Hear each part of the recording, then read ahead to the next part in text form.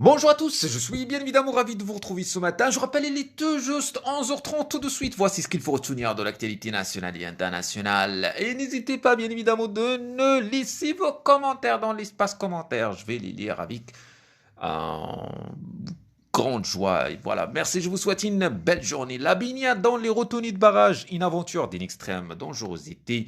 Fuir la canicule en quête de la fraîcheur, les riverains des barrages optent pour la baignade dans les retenues sans se rendre compte des dangers et des conséquences néfastes qui peuvent en résulter.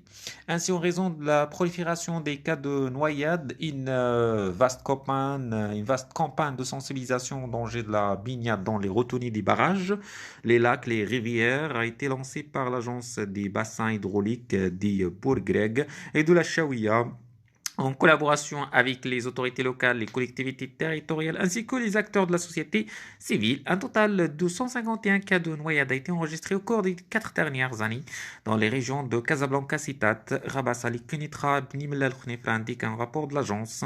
La grande quantité de la boue au fond des barrages rend difficile la montée à la surface de l'eau en cas de noyade, minimisant ainsi les chances de survie.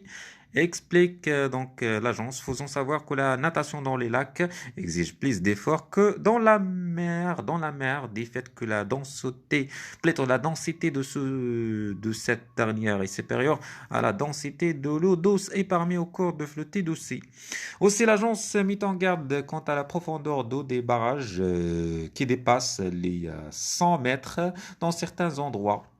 La présence des courants forts et des contre-courants ainsi que des abords qui ne sont pas convenablement aménagés. Dans la foulée, la sensibilisation de la population au danger de ce type de baignade joue un rôle crucial dans la réduction de ce fléau et en raison de la difficulté de la surveillance de ces retenues. Pour ce faire, la démarche de l'agence consiste à cibler dans un premier temps les écoliers à travers une capsule sous forme de dessins animés, de sensibilisation au danger de la baignade dans les retenues des barrages, ainsi que l'organisation des caravanes de sensibilisation dédiées aux riverains des barrages, notamment Sidi Mohamed Ben Abdullah, Sidi Yahya Zahir, Rouidat, Kouachia, Il Mellah, El Hissar, Tamsna et El Himar, à même de faire émerger une culture de prévention.